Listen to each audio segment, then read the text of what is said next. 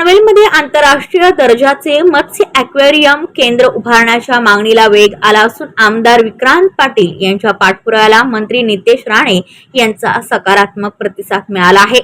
या संदर्भात आज महत्त्वाची बैठक पार पडली।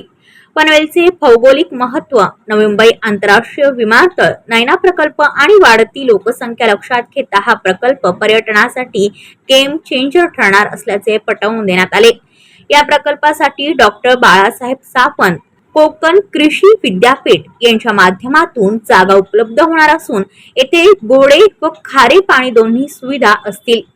ॲक्वेरियम मध्ये सागरी जीवसृष्टी, आधुनिक तंत्रज्ञान तसेच सी लाईन शो सारखे आकर्षक असणार असून पर्यावरण संशोधन आणि रोजगार निर्मितीस चालना मिळणार आहे।